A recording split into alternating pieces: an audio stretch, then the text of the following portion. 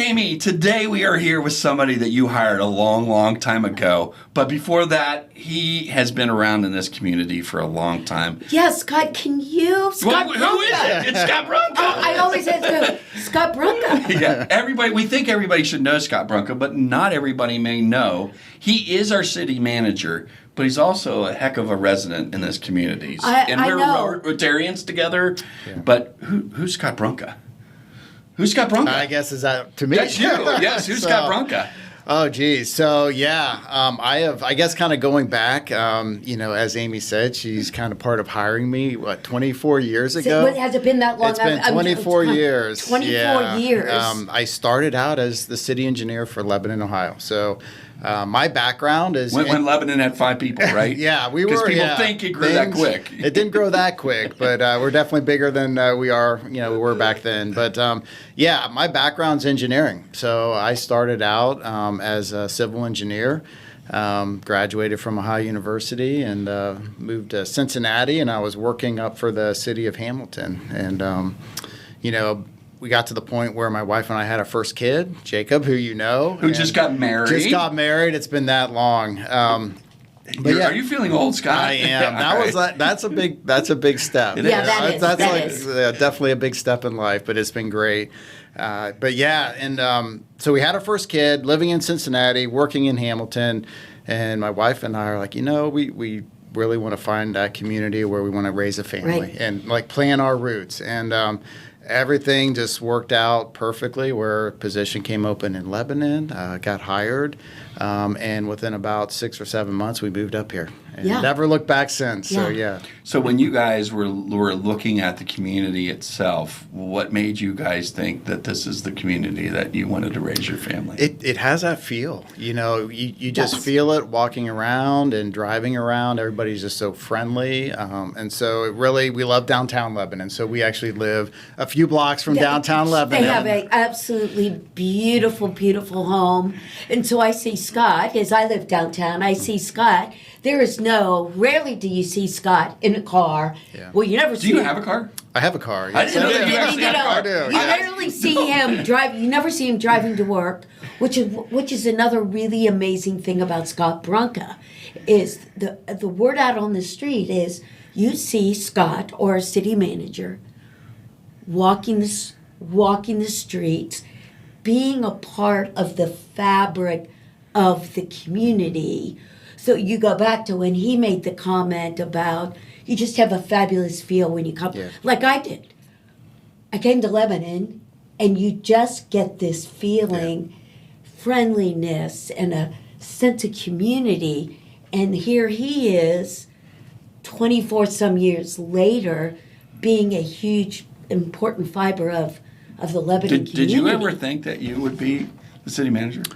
I was. So when I came to Lebanon, I was working on my master's degree in public administration. So at that point, I kind of felt like, I like engineering, but I was interested in kind of bigger community type planning and bigger community efforts. So I would say, it was a goal of mine. I didn't think it would happen as, maybe quickly as things happened with becoming the deputy city manager and all of that. Right. But, do you think you're going to ride the silver horse out of Lebanon and end up in Arizona like our former city manager? No, I don't think so. And Jeep everywhere, Right. Yeah, no, I do love traveling out west and hiking and kind of all the outdoors. But no, maybe Colorado for you, a little cooler. But no, we really have roots in this area, and it's a great community. It's been such a great place to raise a family, and so You guys have decided to be very involved in Lebanon. First, how long have you guys been married?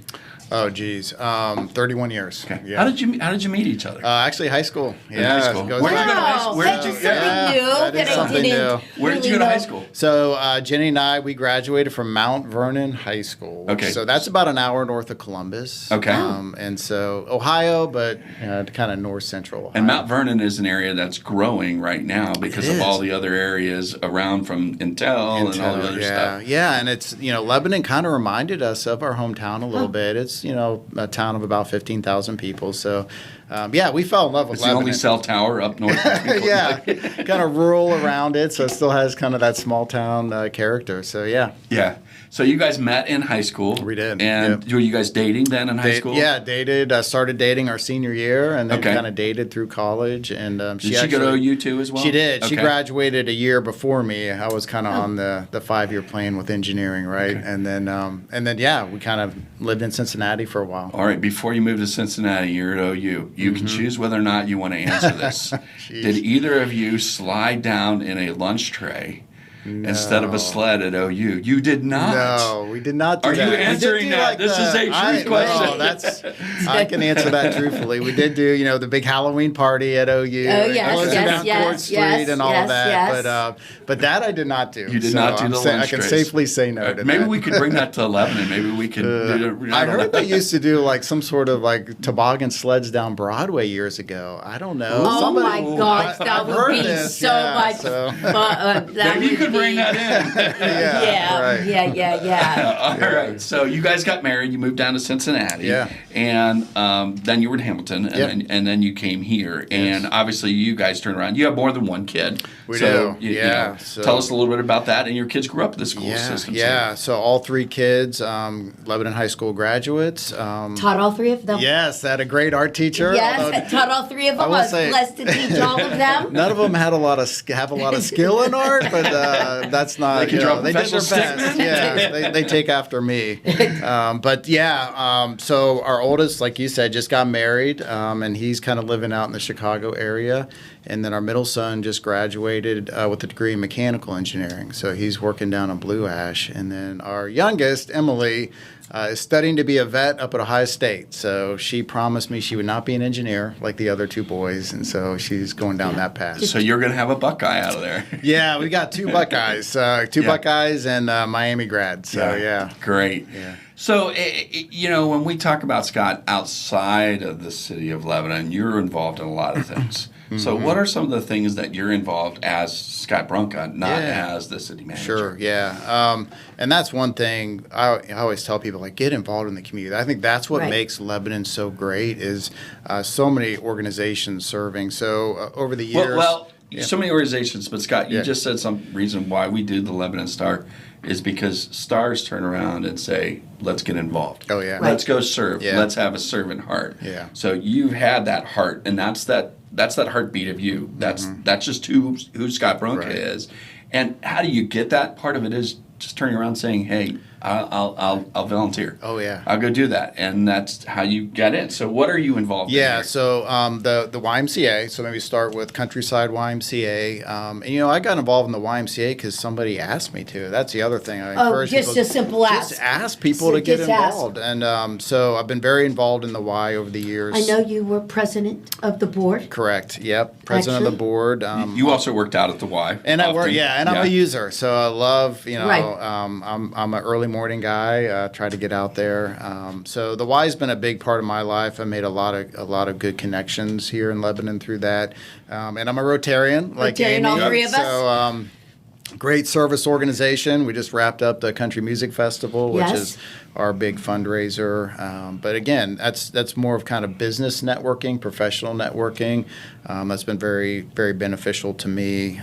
And then what else? Chamber of Commerce. So involved on the board of the Chamber of Commerce, obviously.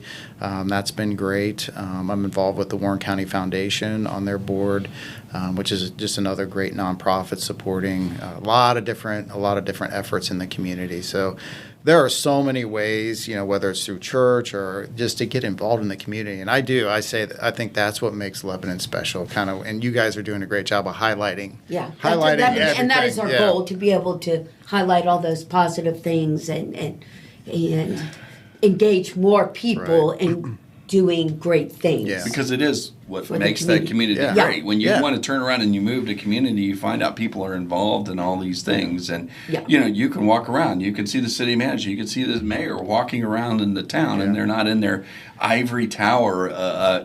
People can come visit you and talk with you, and because you're around. I was half joking about the car, but I don't believe that I have ever seen It's you great to walk to in a work. car. I have no clue what Great, car yeah, you do. yeah. And because you're doing that, because you're always around it, but that's being part of that community. Yeah, and I think our kids, we've always encouraged them to get involved. So Emily, our daughter, was big into 4-H over the years, and I think that played a role in the professional career that she's pursuing now. So, yeah, Yes, what caused absolutely. that passion in 4-H? Because was that coming from you? You both? Not really. No, Okay. it's something that she had an interest in, and so we're like, okay, well, let's kind of get you involved in this. And it was a great opportunity for her to kind of develop leadership skills. And so, yeah, and other kids have been involved in different things, a lot of youth sports, and you name it. I feel like they've tried it out over the years. So, You've had a lot of kids involved in activities. So what activities does Scott do to turn around and say, I'm not doing all this stuff? What does Scott do personally? What does you enjoy? I'm a runner, so I would say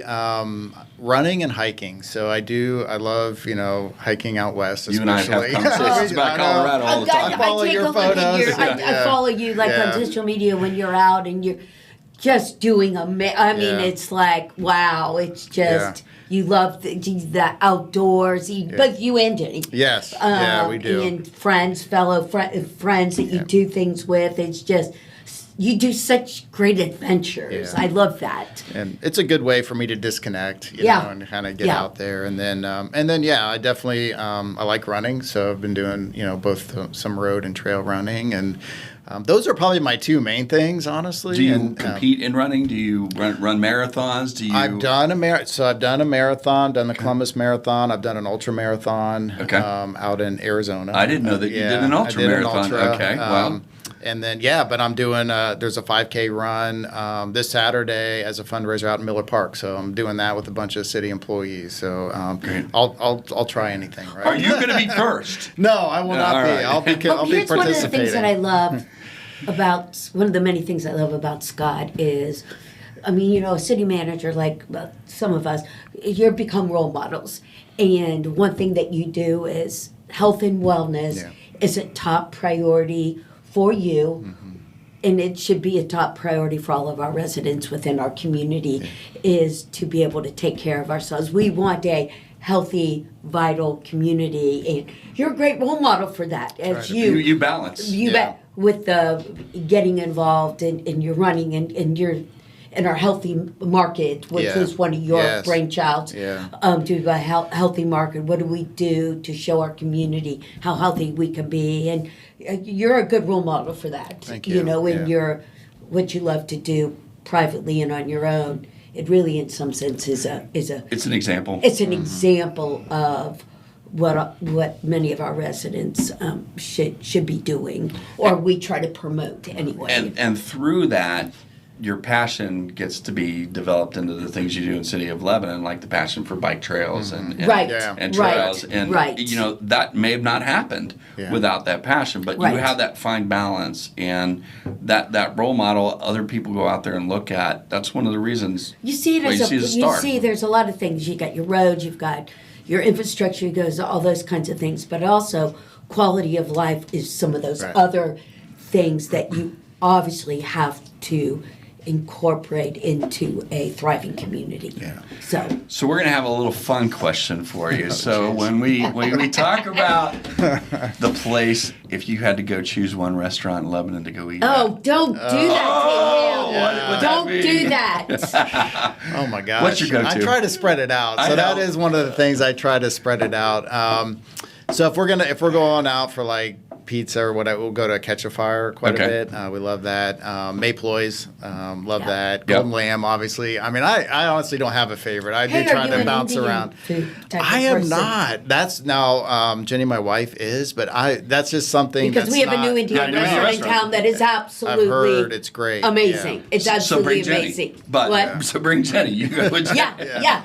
All right. The other thing I say is, that's an easy one because all three of my kids at some point in their high school years worked at the Village Ice Cream Parlor. So I've got to give them a big shout out. We'll go back to my daughter, who's now, I won't say how old she is. She would not like that. Yeah. She worked at the ice cream parlor. She worked at the ice cream parlor probably 30 years ago. So if they had to serve you ice cream, what flavor of ice cream? Well, it's not a flavor; it's the banana split. So I go all in when I go down there, and but yeah, they do a great job. But of course, working downtown, you're not that far from Wits, so I always do do the Wits stop. I have to balance that, but they're all good. They're all good. Yeah. Favorite sports team in the area?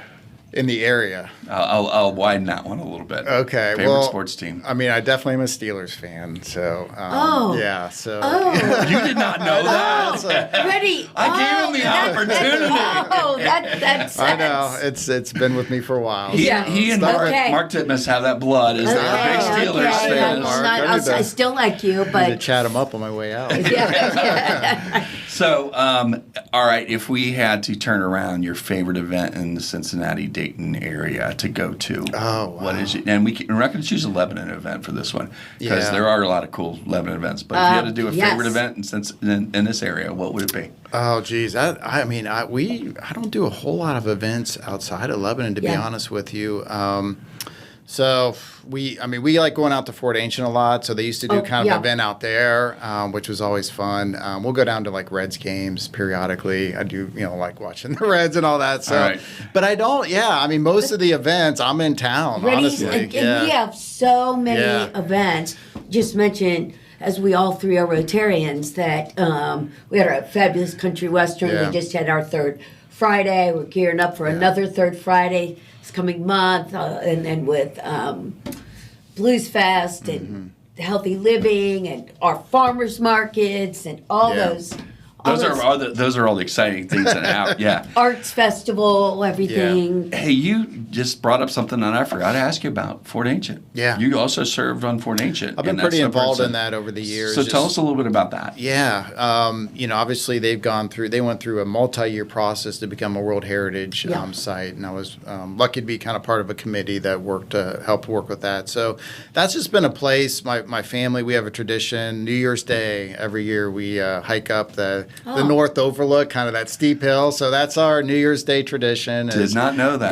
Go up there, and we just love hiking at Fort Ancient, and we just think it's an important part of the history of the area. So we used to do King's Domain with my family, and on New Year's Day. Yeah, it's a good way to I didn't know that you would have been on the other side of the mountain. It's right across the road, right? So yeah. All right, so let's transition a little bit, Scott. You're in this. This is. Let's see, how many years ago was it when you ended up taking the city manager role? Was it about 8 years ago? Yeah. So let's rewind about 8 years ago, and Pat Clements was here, and Pat moved on, and you took this role, and there were some challenges because the economy was a little bit different at that time. So let's take us to now. Mm-hmm. What have you seen in this city, and what were the challenges when you first came on, and then where do you see things as of right now? Yeah. I think the biggest challenge when I started was addressing the road issue in Lebanon. And huge. Was it the roads or the potholes that were designed for roads? Huge. Huge. And, that was the... that was the issue. Amy was on city council at the time. Now I know why you don't have a car. I just try to. It's easier.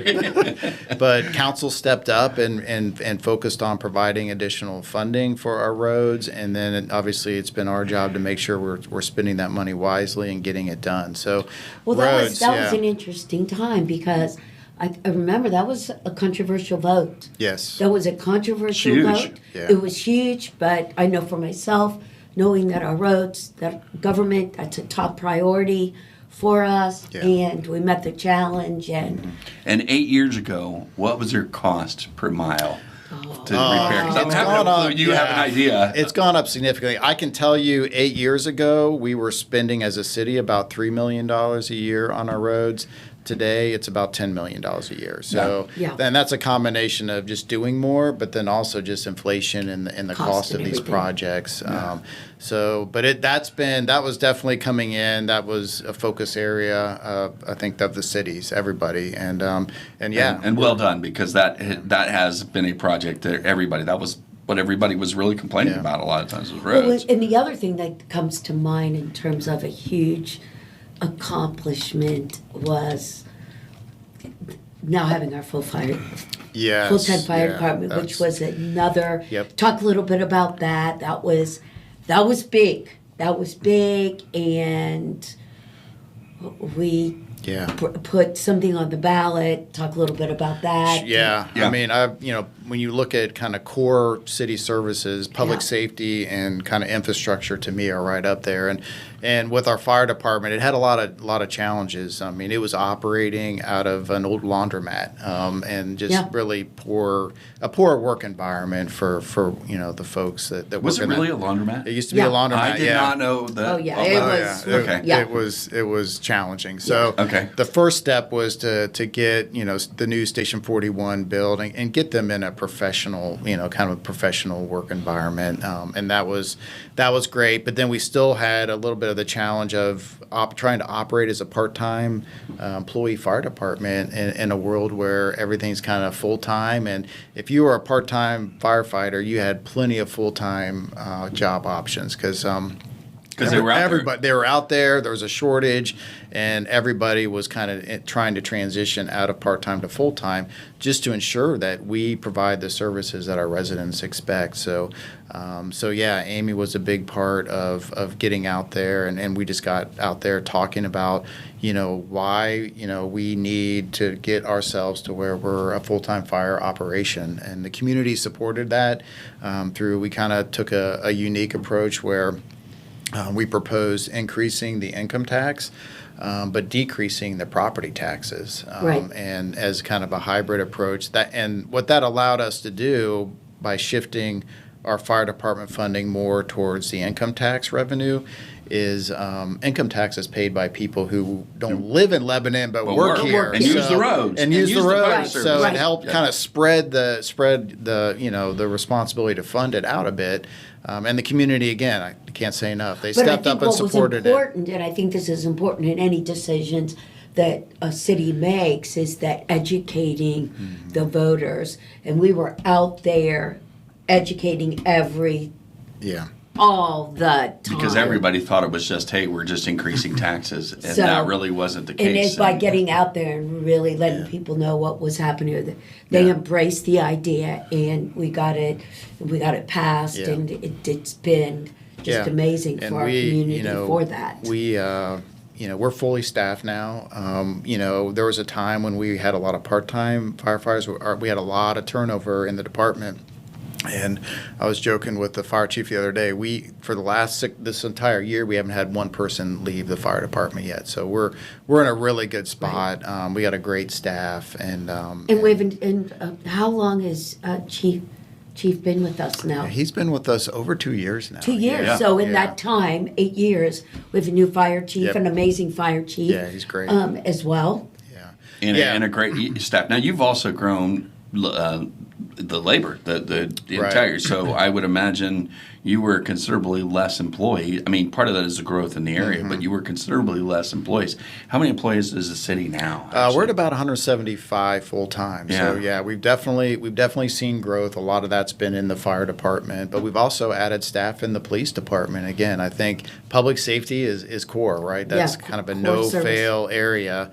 So we've made sure that we're keeping pace with the resources in those areas, and I think people in general, there is a feel of safety, but I know that even here as a business I've always felt that I haven't had an issue because they're quick to respond if we have a security alarm go off, if we have issues. And I also think that they take a reasonable approach, because I think that's an important part.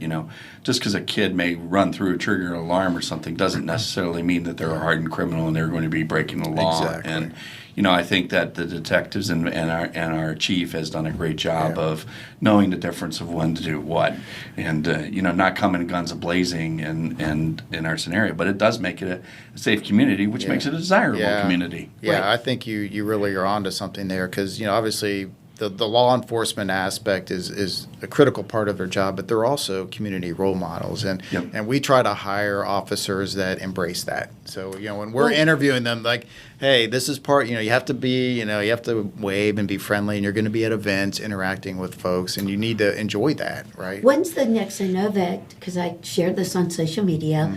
There's going to be some ice cream with Yes, July 11th. I think they've got the police department has a partnership with Dairy Queen. I want to say it's July 11th. Okay, because I shared that, and I love that. It goes back to the Cones and Cops. Cones and Cops. I love that idea where you have that positive interaction with the department and the officers that we've got an officer. He after his shift, he likes to go play basketball down at Pleasant Square with the kids, just on his own time, and that's so cool. Those are the types of folks we're looking to hire. And, yeah. All right, so we talk about those, but then there's also some of the recreation things that have been so dramatically improved. I mean, there's bike trails, there's a bike park, there's a bike park expansion that has come in.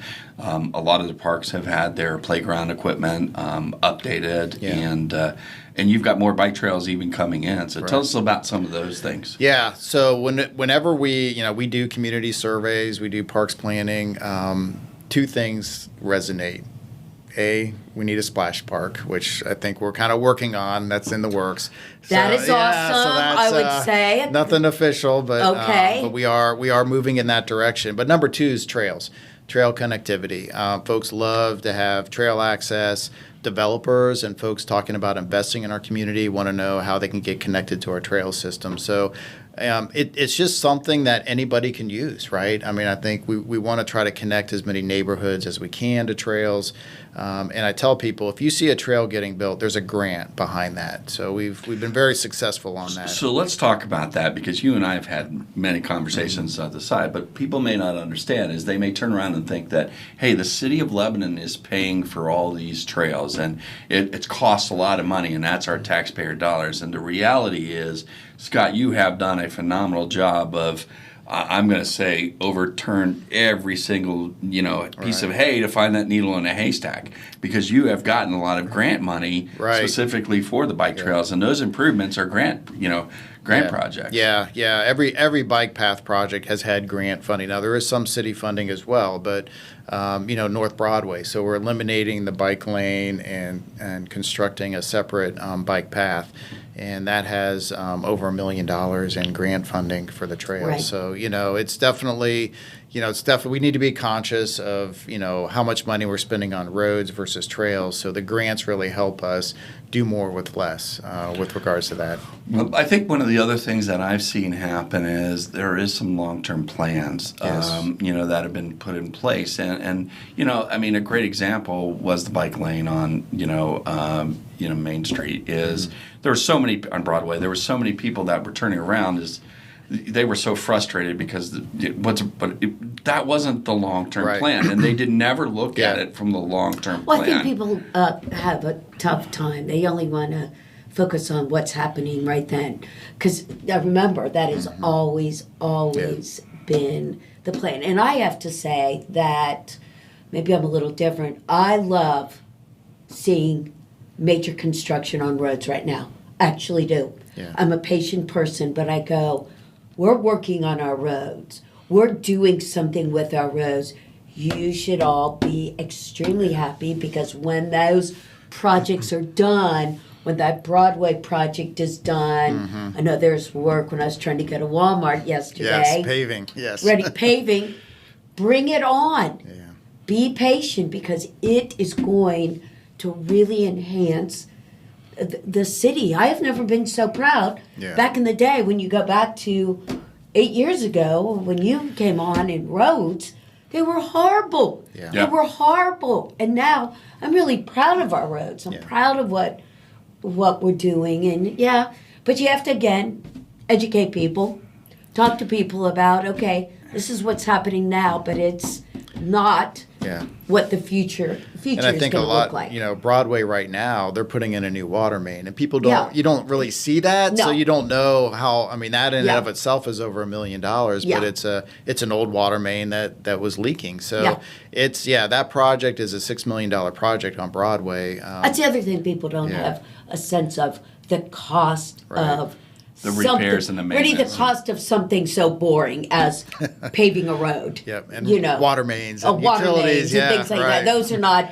sexy or fancy. Well, but some of those are some major cost savings to our city, not only long term, but if the longer you wait, the more expensive it's getting. Right. You've done a heck of a job with not only the water infrastructure, the sewer infrastructure. I mean, I've heard reports and conversations, and I've watched things as like, holy cow, I didn't know that we had such great sewer technicians.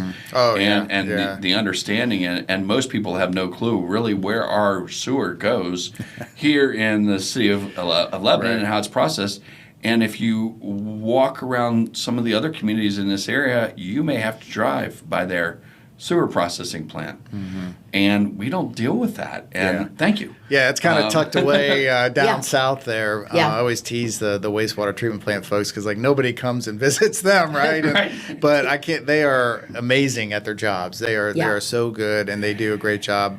We just received the platinum award from the National Association of Clean Water for 0 violations. Scott, recently I've heard this story. I had a border collie, and I've heard this story about this border collie that is, herding sheep in Lebanon, and it's actually in the city of Lebanon.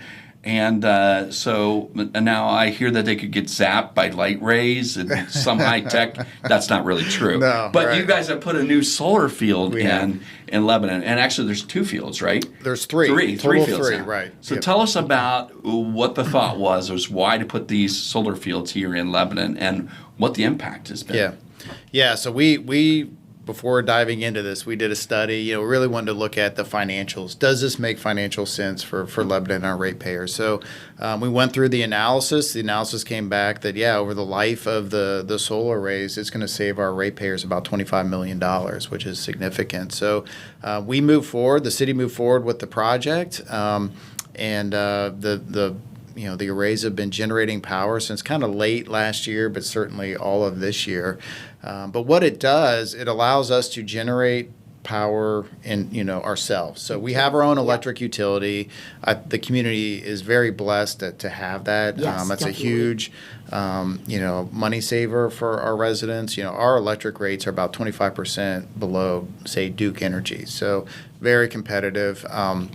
But right now which to the person living in Lebanon or the person running a business in Lebanon who pays those utility bills, you see the savings. Oh yeah. Yes. I am absolutely shocked that this, my personal residence is not in the city of Lebanon. I'm going to be in Turtle Creek Township, but my business is in here, and this bill is quite a bit less than my home, bill, and I'm here a lot because I'm working. But it's kind of incredible when I turn around, and so. But part of that cost is not just the cost, but it's also there's transmission. Costs. So most of our power we buy off the open market, and then we actually have to pay regional transmission systems to deliver that power to Lebanon, and there's a cost to that, and that cost is millions of dollars. And so on-site generation like solar arrays allows us to avoid those transmission costs, which is a direct cost savings to our residents. So we're whatever money we can save and how we acquire and deliver power, that gets passed on to our residents and our businesses. So the numbers just look good to kind of move forward with the project, and got it done. They're hot days like today, they're generating lots of power, and it's great. And so you're going to have some heck of data to turn back, because we've had close to 100-degree temperatures. I mean, they're powering entire subdivisions within our city right now. But you mentioned the sheep. I know you're great at budgeting, and I know that is a gift that you have. But, so was this sheep just a budget savings method? I think it was try it out, do both, try it out. So, obviously, the property that the solar arrays are on, they were all city owned, and they were all floodplain. So there wasn't really going to be a big use for anything else beyond, something like this, or just kind of keep it farmed.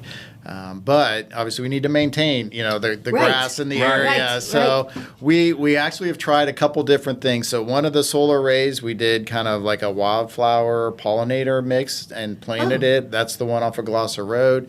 And then the ones there that you can kind of see off of Main Street, instead of paying somebody to get out there and mow it on a regular basis, we contracted with a company. It's a family-run company up in Hillsboro to bring sheep down, and they graze it to kind of keep the vegetation down. And so we're experimenting with that this year, and it's going pretty well. That's what I was going to ask. How well is this going? Because we've had the rainiest spring, and it's like, that grass instantly grows. The sheep are happy out there because there's a lot of grass. So and then they do have like shade. That's one question we get is, what about when it's hot? Well, they have shade underneath the solar panels to get out of the heat. But I would say that keeps any rocks or debris from damaging the panels. So and a lot of times, when you're mowing and you're trying to mow around posts and everything.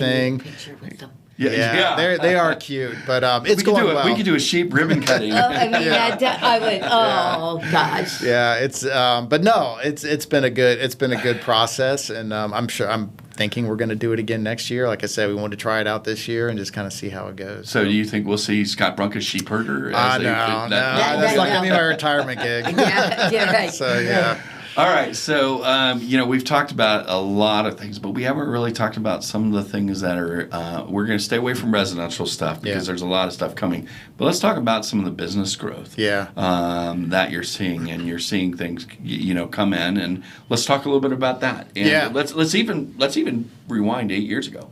What you saw 8 years ago, because if I recall it 8 years ago, there was a lot of space.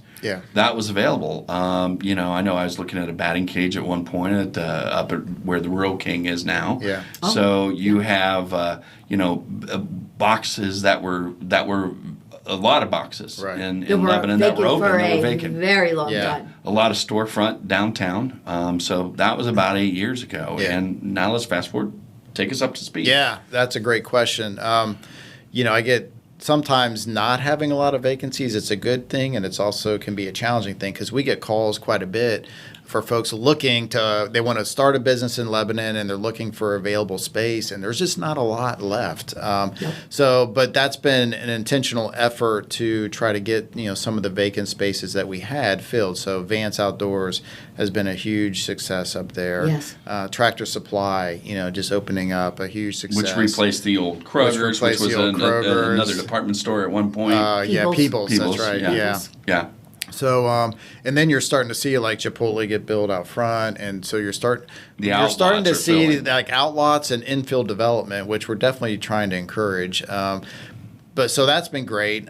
We do have a challenge. We just don't have, whether it's manufacturing or commercial, there's just not a lot of vacant space. You look at our downtown, and it's a good problem to have in the sense that it's pretty much rented out.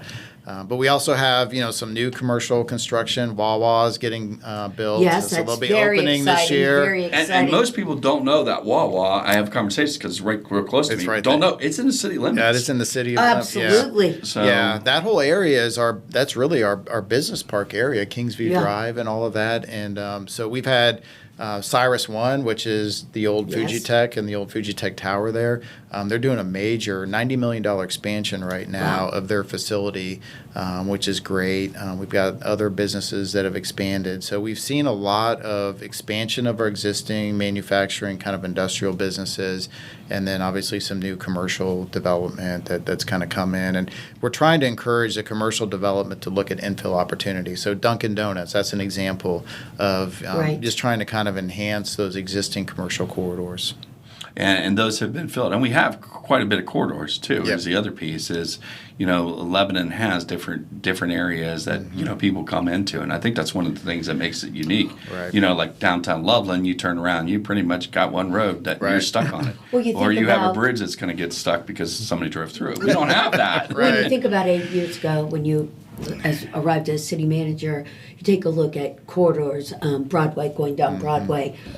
I remember what that used to look like with an old Sherman Williams and a car wash. I mean, it was not very aesthetic. You just 1950-ish. I mean, and now you take a look at the transformation of whether it be the fire station, the Script Coffee, taking that building that's a great and do example. that Pickleball. total pickleball and all those kinds of things is just, and a calming effect as you drive down, slowing down traffic and everything. Huge change.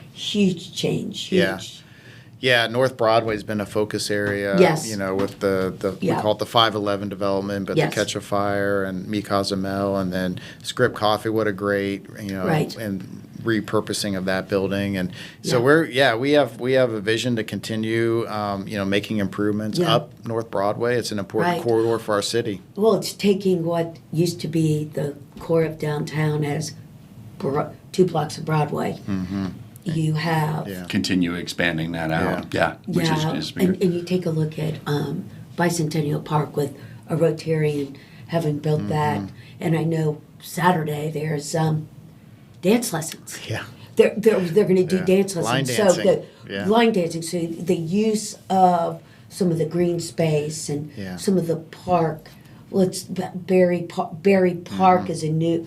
How long has that been now? But it's that's been about 4 years. 4 now? years. But Berry Park, and then the beautiful. Well, here's another thing that I do love, and as an artist, with the sculptures that have gone in, whether it be the beautiful butterfly sculpture with that kind of natural park, and then Barry's got the fabulous tree. Right.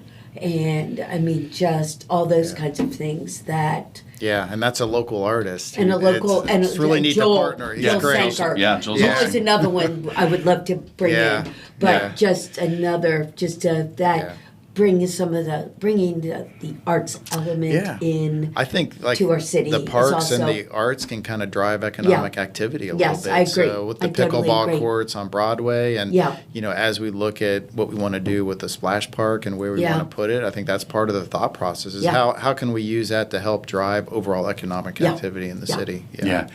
I remember when you first kind of took this role, we had a conversation because my kid was playing soccer, and I think your kid was playing soccer. Right.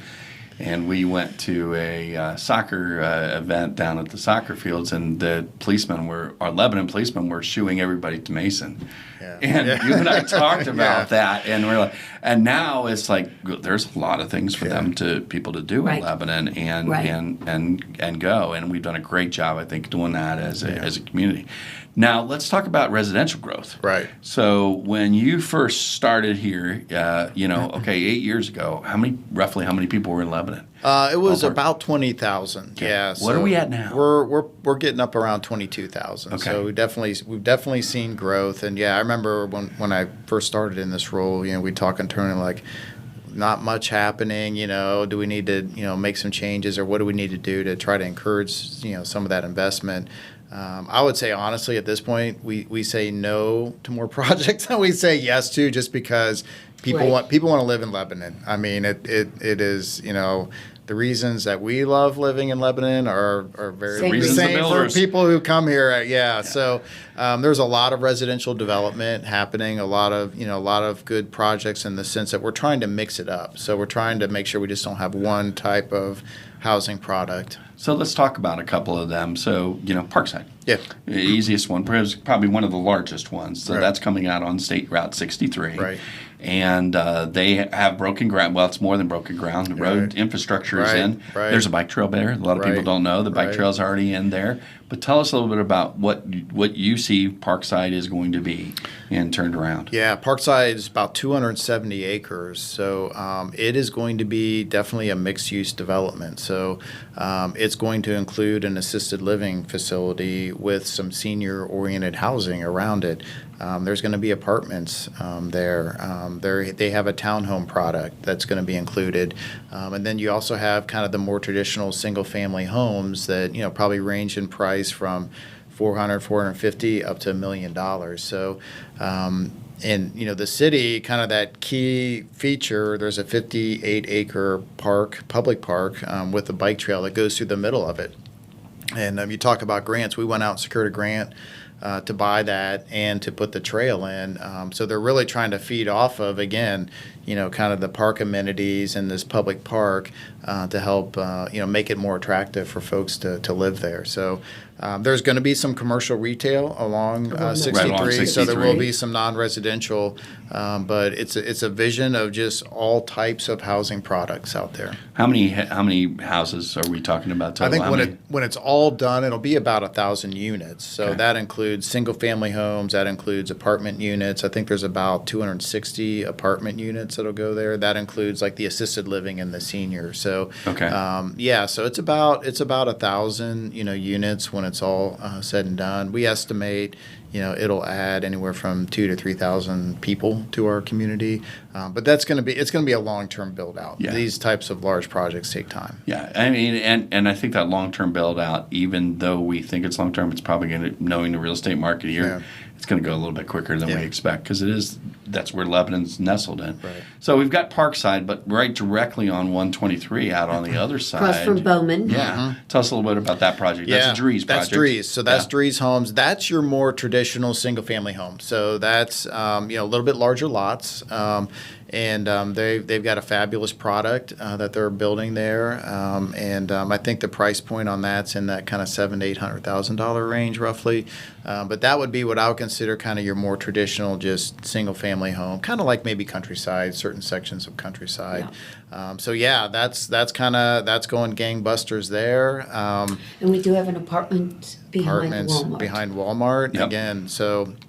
Tell us a little bit about the size of that. And the scope of that's 260 units, market rate apartments, and I think when we looked at, what made sense from a development back there. Well, you said market rate. Yeah. In your opinion, right now, what's market rate? What the numbers tell us, if you're looking at a 2-bedroom apartment, you're looking at $1,500 a month plus. That's the market, and there's a lot of. We just had a meeting this morning about affordability and kind of where we stand, and it's a tough one because the market is certainly driving a certain price point with that. Right. And we've had other apartments that are completely full. Yeah, 511 is almost entirely rented, and they're pushing $1,900 a month. So so when's that project going to be completed? They're going to be leasing this summer. If you drive up there, it's pretty well they complete. They really were able to kind of work through the winter and get a lot done. Right. And it's really a pretty view as you look out towards the east up there. So that's been good. We're working on. And then we've got kind of the other extreme is High Point Construction Homes is doing a development. It's about 32 kind of larger lots, 1 to 2 acre lots. And on the south side of Lebanon, and you're looking at $1 million plus homes. So you've got I think that is a goal of the cities and city council is to provide a mix of housing options that really keep us diversified. Now you've also got Pleasant Square. Yes. So talk a little bit about that. What's happening there? Legacy Landing. So that's a townhome project there on North Mechanic Street. There at New, kind of right around from the post office. So that'll be owner-occupied townhomes. Again, a lot of people want to live near downtown, right? That's a draw, and but a lot of people don't want 100-plus-year-old home that not all the maintenance. So that's an opportunity for somebody that wants maybe a townhome or something lower maintenance. But downtown living. But downtown living, you're right there. Yeah. I mean, I know that I had conversations with families from out of the state that want to move specifically and have chosen that area specifically because they want to be downtown. Yeah. They want to be in the walkable area. Yeah, and you see a lot of houses within the central core of Lebanon, whether it's Pleasant Park or elsewhere, that they're just getting fixed up, which is great to see. Yes. Yeah. So let's talk about that. One of the recent zoning code changes actually happened, which gives the ability for someone to, let's say, we're seeing multi-generational families turning back around again, and that's part of affordability, but it's part of our aging, community. And so the zoning code wisely turned around and made some adjustments to allow carriage houses. So tell us a little bit about that and the thought plan around that. I think, infill development. So instead of just encouraging, if you want to call it sprawl, obviously we've got, development happening, on the outskirts of town. But we also want to encourage investment within our core, within our existing neighborhoods. So City Council's made several kind of code updates over the last few years. One is allowing accessory dwelling units on property. So if you have, a carriage house, or if you want to build, a standalone in-law suite on the property, you can now do that within our zoning code. So that was a big step forward. We also just approved kind of a small lot infill development scenario where there's certain areas of our town that were originally built as kind of smaller lots, and then over the years they got zoned into something more like large lot zoning. And so you had a bunch of non-conforming uses or buildings, but then you also had vacant lots that were very hard to build on under the old setbacks, like up by zoning. Burt Road. And so by Burt Y. Road's a great example. So we looked in like, why don't we encourage kind of some infill development that's maybe smaller lot oriented? Because there's a lot of people, they don't want to maintain a big lot. They're looking for opportunities to downsize. So again, making sure we're not forgetting about investing in kind of our existing neighborhoods and providing opportunities along those lines. So Scott, as we look a little bit towards the future, you've got, most people don't know that you're actually employed by City Council. Correct. So City Council employs you, and there's directive to go. We'll have conversations with City Council member and direction, but what are some of the things that Scott Brunka would like to see happen in this community, maybe in the next 5 to 10 years? Yeah, it's a good question. Yeah. So I think for me, I want to keep the character, and to me, it's a lot about there's change. There's change that's going to happen, and whether that's improving our infrastructure or there's going to be development. I always tell people I would rather be a city manager of a community that's growing than one that's shrinking. Because if you're shrinking, you've got a whole host of challenges that we're fortunate enough not to have here in Lebanon.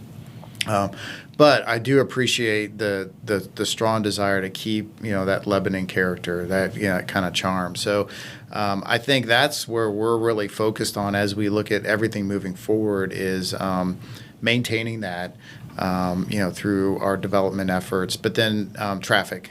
We've got some big road projects, some roundabouts that are going to be coming. So, very familiar with those. Yeah. So State Route 63, Main Street, obviously, that corridor.